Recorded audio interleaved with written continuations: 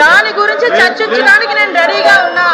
శాంతి భద్రతల గురించి కానీ, క్రైమ్ గురించి కానీ, వాళ్ళ మీద ఎలిగేషన్స్ గురించి కానీ, దేని గురించి చర్చించడానికైనా as a home minister I'm ready. మీరు ఎప్పుడు పెట్టుకుంటారని పెట్టుకోండి, నేను రెడీగా ఉన్నా.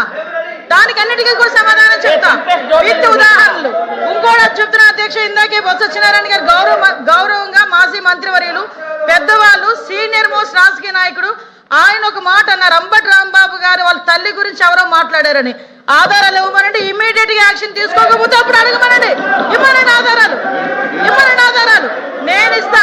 ఇదే అంబటి రాంబాబు గారు బయటకు వచ్చి ఇష్టానుసారంగా మాట్లాడి మళ్ళా బయటకు వచ్చి క్షమాపణ చెప్పారని చెప్తున్నారు కదా. క్షమాపణ చెప్పే ఉద్దేశం అయితే విత్ ఇన్ పావు గంటలో వాళ్ళ ఇంట్లోంచి బయటకు వచ్చి మాట్లాడుతూ నా కుక్కను కూడా టచ్ చేయలేరు, ఏ పోలీసు వస్తారు రమ్మని చెప్పినప్పుడు ఆ మాట్లాడు గురించి మాట్లాడినట్టు అంటే ఇలాంటి మాట్లాడి రచ్చగొట్టేటట్టుగా మాట్లాడి నిన్న జైలు దగ్గరికి వెళ్ళి ఇట్ట పాడతాడు. ఆయన మాజీ మంత్రి అండి, ఏం మాట్లాడుతున్నారండి, ఏ సైకిల్ చేస్తున్నారండి, సమాజానికి ఎటువంటి మెసేజ్ ఇస్తున్నారండి? అలాంటి వ్యక్తి గురించి ఇలాంటి సభలో, పెద్దల సభలో ఇంత చర్చ అవసరమా అసలు? ఇంత అలాంటి వ్యక్తి గురించి అలాంటి అనకూడదు కానీ తల్లిని చెల్లిని కూడా మాట్లాడే వాళ్ళ గురించి ఈ రోజు ఈ సభలో, ఈ పెద్దల సభలో ఇంత చర్చ అవసరమా? అతని గురించి వెనకేసుకు రావడం అవసరమా?